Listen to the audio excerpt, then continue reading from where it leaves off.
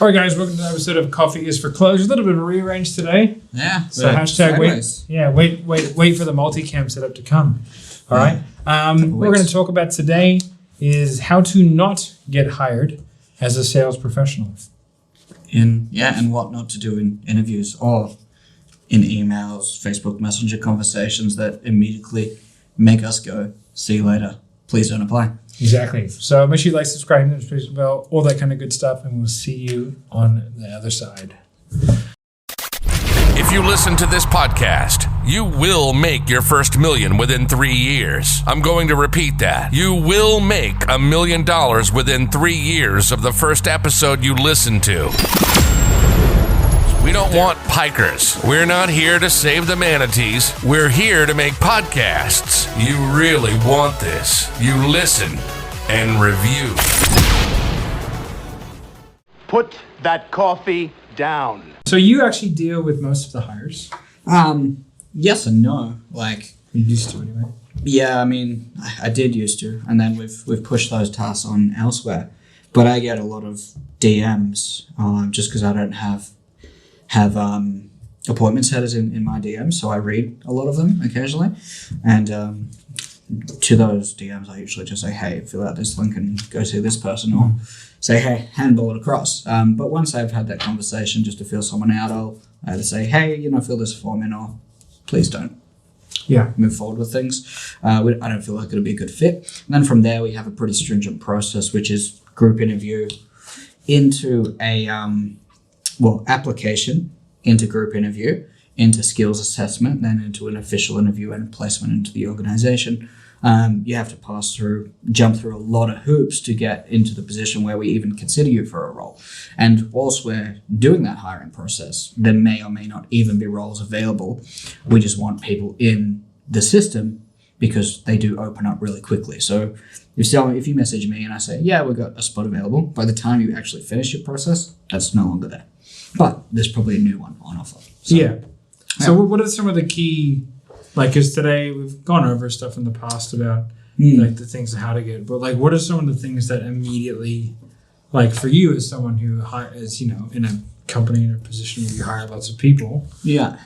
What are some of the big no-goes that you Usually the initial messages. The first one is arrogance. Really, when you get on and you're just that heavy sales resistant stuff. It's yeah, bro, I close at X percentage, I make all this cash, I'm king of the castle, I have all this stuff. It's okay, cool. Well, that doesn't even scrape the bottom 10% of our team, so don't show what you're getting at here. And anything that indicates arrogance, not culture fit, extremely poor grammar, that's an immediate turnoff. If you write your as in you are as opposed to your, it's just come on, bro. What are you doing? Yeah. This is a professional organization.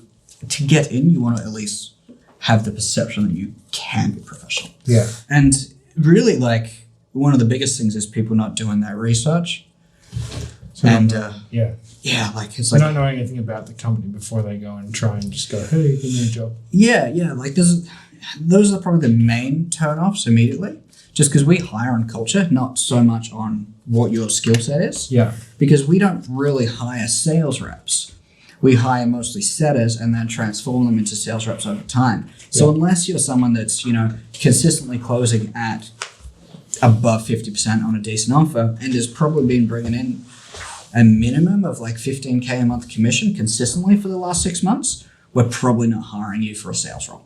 Chances are we'd be more comfortable hiring someone in a setting position and developing the right skills before they've had a chance to learn poor ones and consistently reframe them. It's easier to train someone fresh than retrain someone that has got really poor skills unless they're already at a level which is quite high. Yeah, for sure. So arrogance coming in, not doing your research. Yeah.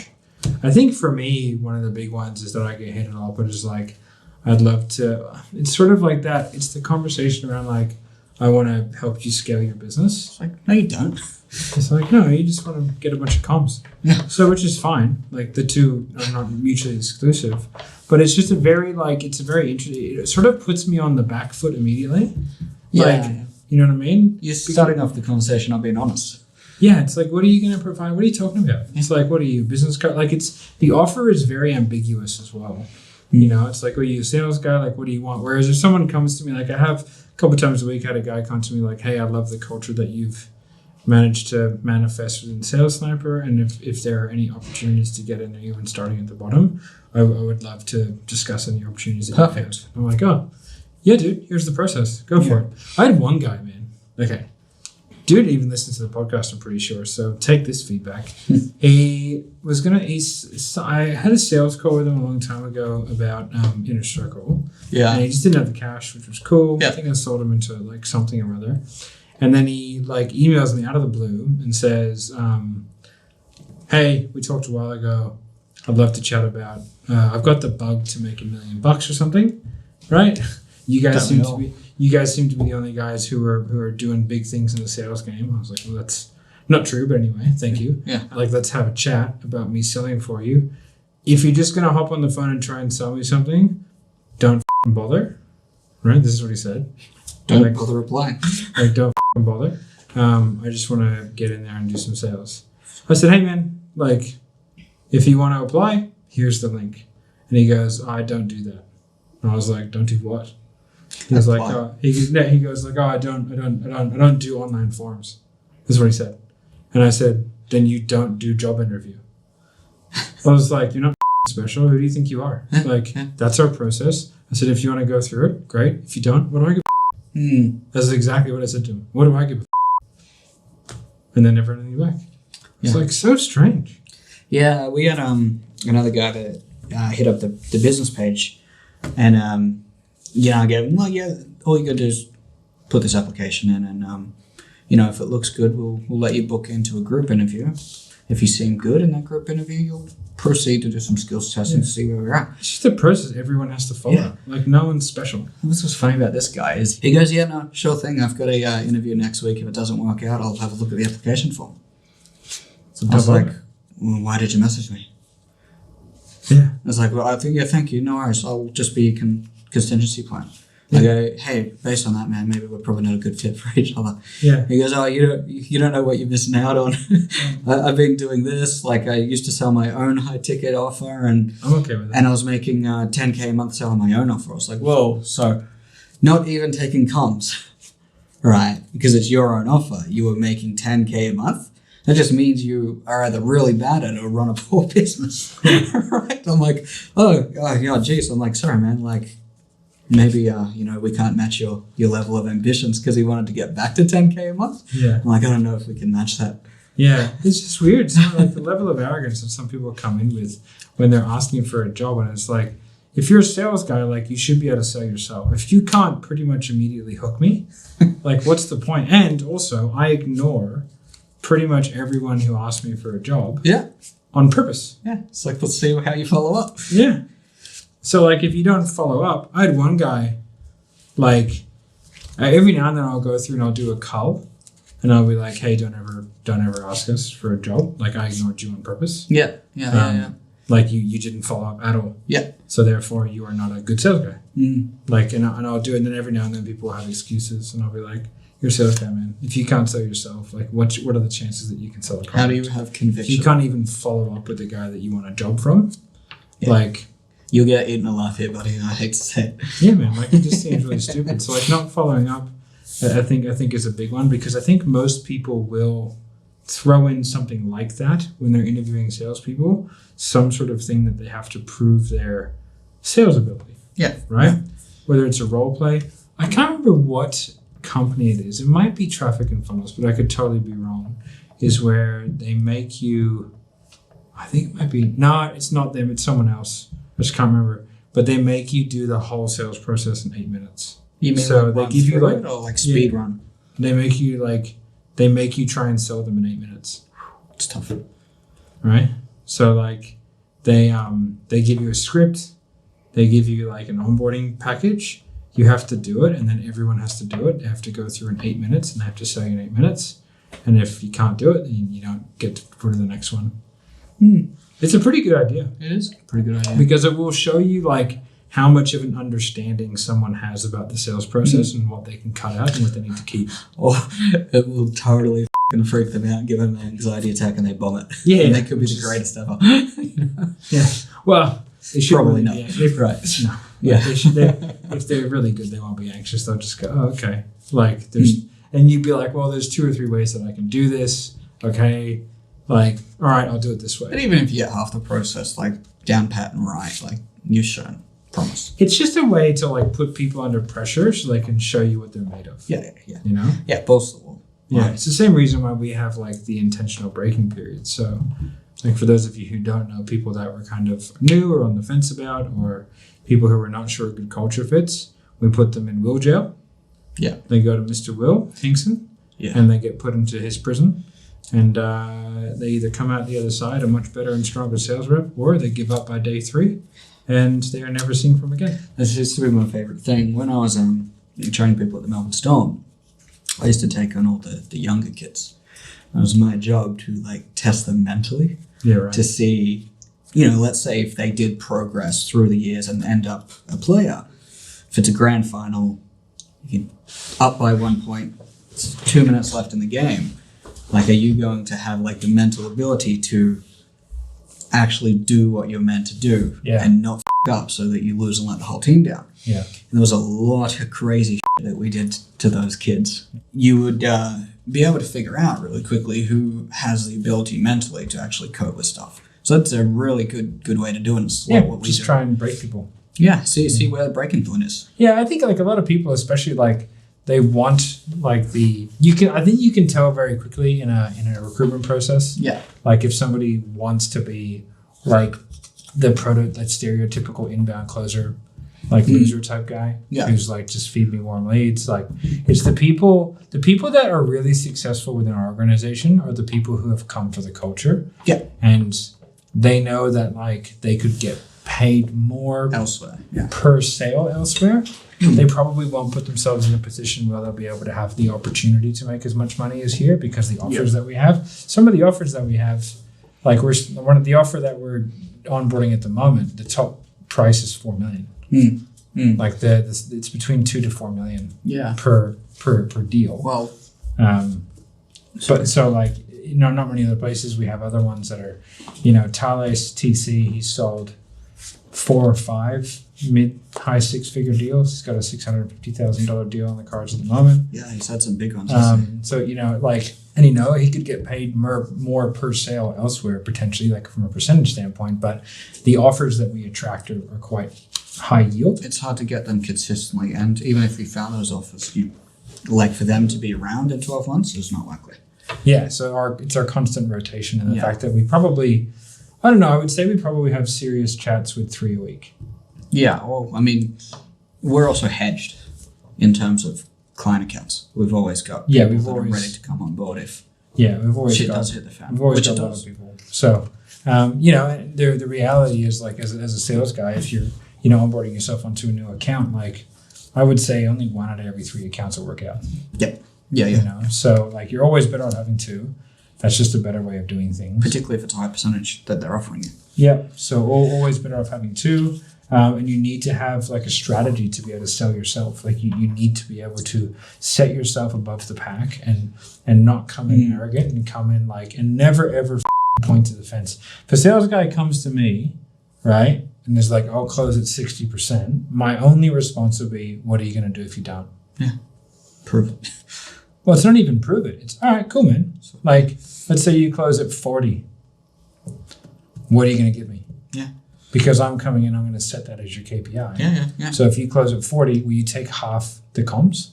But also, you're making that assumption based on knowing nothing about how we determine close rate. What if we count your no-shows in that? Yeah. Right? What the lead quality is. Yeah. How can you say? Like, it could be a tough niche. Like, we have niches that are harder to close. It really is, man. Like, what you're selling plays such a large role in what you can close. And people ask me, like, what close rate do you? I go, there's literally no way of knowing that answer. Yeah. We have to look at the past 3 months of data that you have and set that as a baseline and then try and beat it every month. Yeah. Like, I go, like, but there are some offers where 30% is stellar.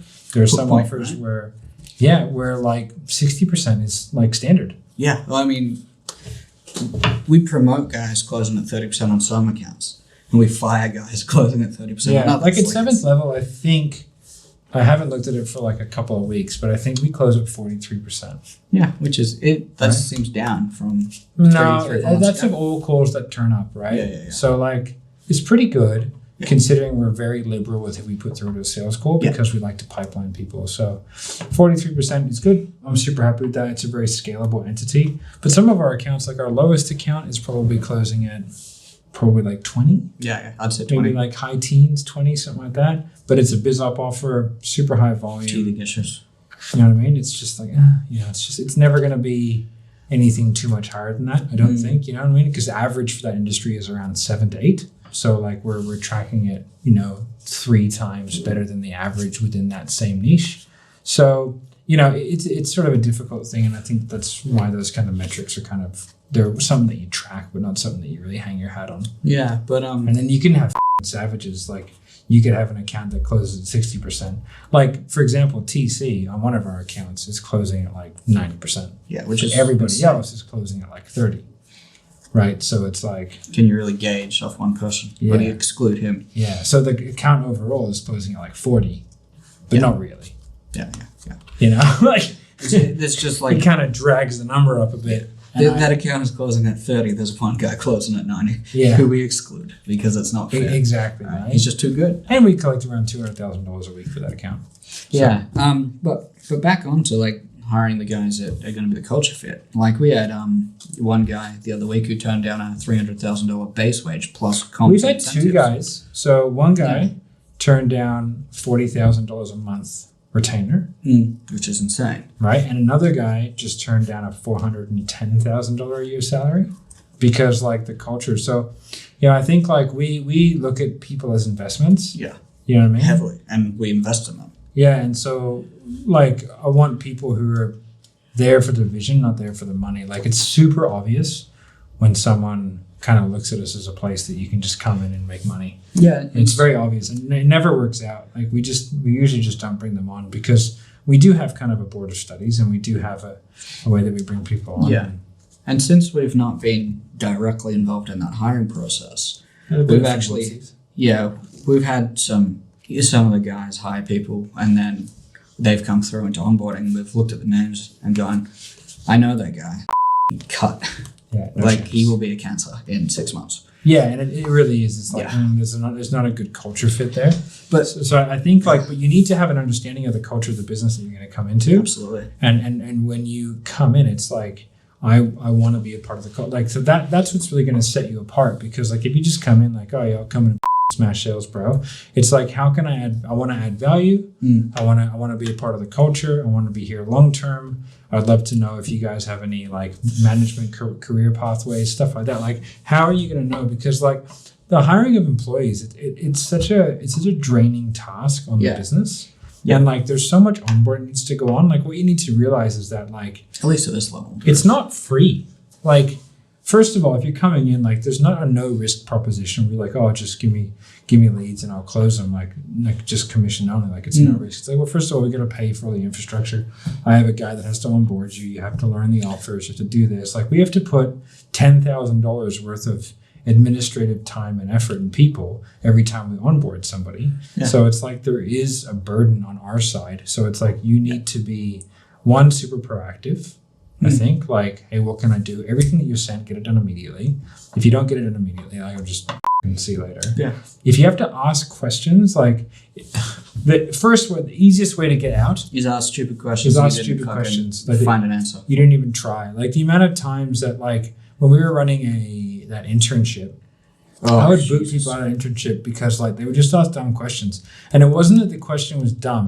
It was that you clearly had not tried to solve the problem, which is what it was. But if you came to the exact same question, being I've tried this, I've tried this, I've tried this, I've tried this, could you provide me any guidance on how to fix this problem? I go, yeah, man, here you go. Yeah. If you go, hey, man, how do I submit this form? I don't know. Press submit. Like, what do I know? Hey, how do I can't attach this file. Touch a different one. Okay. Work it out. If I have to guide you through how to submit an application. Make a PDF that said the attachment didn't work. Submit that and then email me it separately. Because the thing is, like, if it were me, like I would just solve my problem. Yeah. And then I would create a workaround. Like when I apologize. Yeah, like our ClickFunnels award, for example, those forms were ridiculous. Yeah. Right? So I was like, this isn't going to work because I have to upload too many things. So I created a zip drive, put as much as I could, and then whacked it in there. And then I emailed them on a sidebar going, this is all the additional information that wouldn't fit given the file limit that you gave me on a Google form. Yeah. So I was like, thank you. Yeah, and they went, oh, thanks. Yeah. And I was like, sweet.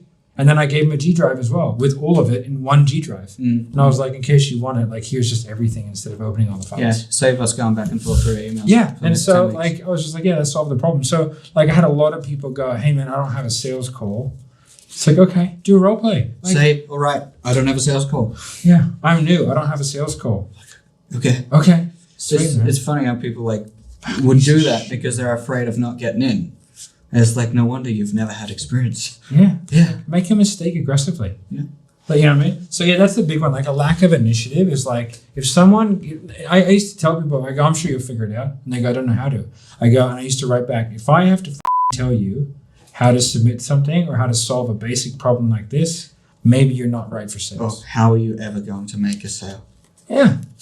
You're not teachable, right? So an initiative is a huge one because like you can tell straight away when someone comes on, everything's done quickly, they're adapting, they log into a portal, they scream through it, they go for it, they ask questions, they're active, they come onto a meeting, their camera's on. If you go into a job meeting on Zoom and your camera's off, no way you get it. Yeah, I'm just like, hey, bro, like that is very disrespectful. How about you show me some respect if you want something? I don't have a webcam. Use your phone. Go buy a webcam. Like $80. Why do you not have a webcam? Like, this is your job. Yeah. The other one is like laziness. Like clear evident that you are going to be lazy. Like we had one guy. He'd been with us in the past, and we moved on for whatever reasons. It wasn't bad. I'm like, yeah, doors open if you ever want to come back. And he wanted special treatment. He's like, oh, you know, what? I still have to fill out the application and interview. I was like, yeah, you know, special. Yeah. He's like, oh, you know, but you guys said that, you know, there'd be a possibility for me. I'm like, yeah, there is. Here's the application for that possibility. Good do it. And then, you know, wasn't done 3 days later. I'm like, hey, man, you gonna do this? Like, you reached out to us. He's like, oh, yeah, I'll get it done. And then anyway, 2 weeks later, it's not done because they want to take the time to do it right. And bro, it's an application form. It takes 10 minutes. It takes you not even 10 minutes. Like the questions are, what's your experience? How long have you been in sales? Like, it doesn't take a rocket science to figure that out. Anyway, I was like, hey, look, this is just clearly not going to work. Like, you still have poor habits, which is why things didn't work out, more than likely. Well, that and a combination of things. And it was like, oh, I'm deeply offended. You know, at no point did it make it out like there was, like this was a rush. I was like, first of all, you reached out to us for a job. Second of all, I followed you up to say, hey, this hasn't been done yet. If I followed you up to say, hey, this hasn't been done yet, we want to have a look at it, how does that not display that it's a f***ing rush? It's like, dude, like, please don't ever go apply again. Yeah. Like, all due respect, you're a good guy, but you're f***ing lazy. Yeah. And that rolls over. And the reason why people say no to $400,000 bases is because we don't let those in to bring down the culture. And if we did, they would probably leave. Yeah. So it's not just like, you're not a right fit. We pay, like, especially if someone's good, like, we'll pay, like, I mean, some of our guys are on some very hefty bases. Yeah. You know, like mid-6-figure bases. So, like, our management team is paid very, very well. Mm-hmm. And the reason why we pay well is, one, because, like, we want them, you know, a lot of them are on, you know, incentive structures. A lot of them are on $200K plus US dollar bases, right? And the reason is as well is because, like, well, you're a good sales guy, so your potential for income is quite high, but I'm putting you in a position to where you never have to stress about it. Well, you can't really make the money because I'm not going to give you enough time to do as many sales as what you want to. So I'm going to subsidize that. You know what I mean? Like, so, but I think that's fair, and I think that we, like, our overheads are really high. Like, our overheads are, you know, 300 plus a month. Could run at a significantly higher profit margin if we chose to. Yeah. If we were frugal, but. Yeah, YOLO. Wait till the next podcast when we got 3 camera angles. Yeah, I'll take 3 of these. Yeah. The thing, like, you know, it's funny. It's like, I don't understand the mentality of a business owner who just wants to rape their own business for cash. Yeah. Because like for me, like I would rather make less money. We make a good amount of cash. There's like still plenty left over. Yeah. But like I'd rather make less and have a bunch of cool people around me, and going to work is really fun. Enjoy it, yeah. And I think like I don't know why a lot of business owners don't think that way. Well, because I'd rather like if someone's like, hey, like I want to make 20 grand a month and they're awesome culture fit and they're killing it and they're doing all this stuff. It's like, okay, I'll figure out a way to get you there, you know. And then it's like, just have cool people around you and have fun. And then like work doesn't even feel like work. And then all your Zoom calls are super fun. Like our team is awesome. Like I get off those calls and I'm like, I can't believe all these cool people work for us. Yeah, it's like we invested $100,000 in a retreat. We're going to invest significantly more in a lot of. Oh, I didn't give you the whole bill. No, yeah. Right. It costs more than that. Yeah, I'll bet. But, yeah, because then there's the prize. We bought 3 Breitlings. Yeah. Well, we actually bought 5. We couldn't send 2 overseas, so we just bought new ones. That's a good story. We bought Breitlings, had them shipped here, and then they wouldn't let us ship them to the States, so we had to go and buy more and just they would send let them us. direct. Yeah. They would let us if we went and got the paperwork, but I'm actually wearing one right now. that's where they went. That's a nice one. It's really nice. But it was easier just to buy new ones and fill out the paperwork. And that's why our profit margin isn't as high as it could be. So Barry, if you're watching, he's one of our shareholders. I bet you a ton of money, you'd be fine. Yeah. You get a good Your allocation. $15,000 an hour rate is going well for you. But if like it's so short-sightedness to pillage all the profit out because it doesn't give you the money to invest back in the people. Yeah. And what I mean by short-sightedness is that like that business isn't around in 3 years because you haven't spent enough money building Or a it's stable. boring. Yeah, or it's work's supposed to be fun. So it's like we want people who are like, work is going to be fun. They enjoy it. Like I was having a chat with TC on the weekend, just yapping over thing, and it's like, man, like he's a great dude. Yeah, I like chatting to that guy. I can't wait till I can get to the States and meet everyone and have a beer with people. December. Maybe January. January. We'll definitely be there in Feb.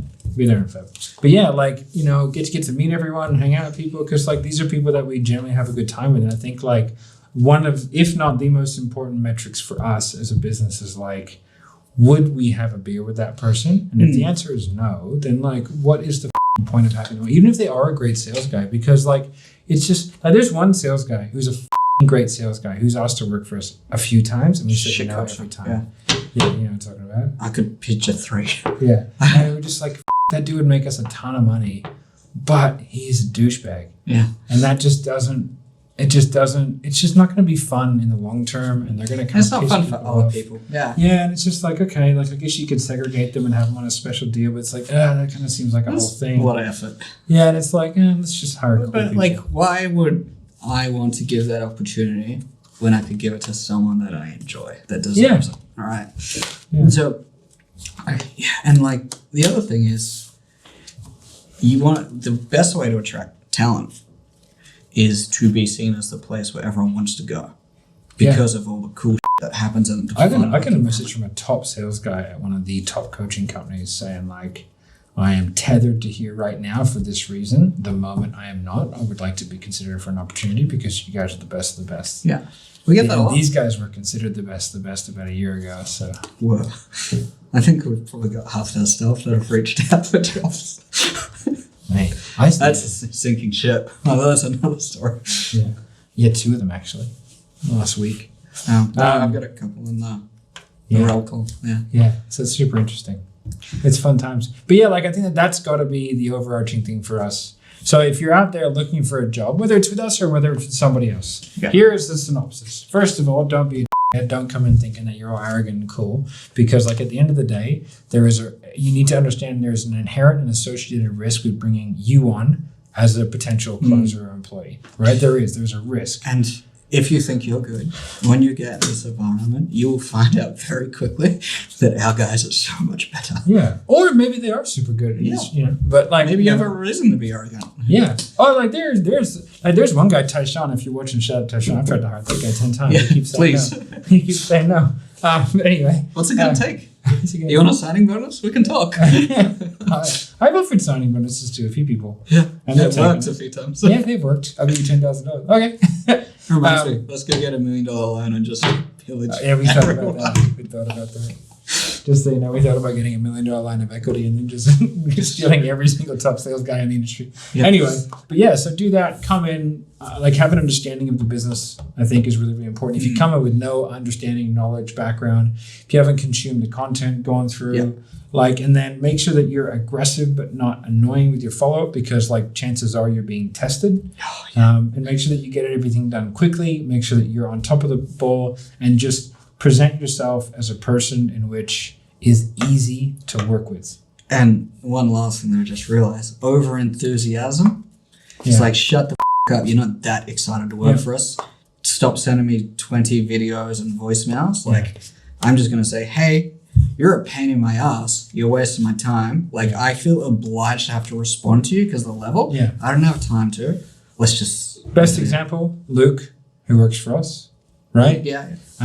He was not in sales. So Batman. That's hard to get a gig with us if you've never sold before. Yeah. So what he did is he watched the vlogs and then figured out where we were, because he's from Sydney as well. Yeah. And then he worked for FedEx at the time, and he FedExed me memes. Really? I didn't know this. Yeah. I don't know this. He FedExed me memes. Because Cam found the office and bought in scotch for us. Yeah. I was like, so you're in. He made memes, right? And then FedExed them to me because he's like, everyone else is just going to meme you into your inbox. So I figured I'd stand out from the crowd. Wrote me a little letter on what he'd like. And I was like, sent me his phone number. And I was like, hey, bro, I have to respond to this. This is next level. Came in to an interview in the office, wearing a suit, looking all good to go, presented himself well. I said, okay, I'll pay you absolutely nothing to do a bunch of work for the first month. And he goes, I'll take it. And now he's a full-time employee. Killing it, bro. Yeah. Killing the game. And still training dogs. So. Yeah. So there you go. Now he's apparently a full-time employee. uses NPQ on them. Yeah. He just NPQs the dogs. Yeah, he does. Just love it. The dog's barking and he goes, how is chasing that ball possibly affecting you? Every time. What happens if you keep chasing the ball and you never get it? You realize it's just a ball and a tether. It doesn't mean anything. And your mom's dead, and take him down. And you're adopted from a shelter. Yeah, exactly. Yeah, and somebody cut your balls off when you were an infant. All right, guys. If you like this kind of content, make sure you like, subscribe, hit notification bell if you listen to this as an audio-only person, which I think about 70% of you are. Make sure you subscribe wherever you are listening, and we will see you guys soon. Thank you, guys. Bye. Put that coffee down. Coffee's for closers only.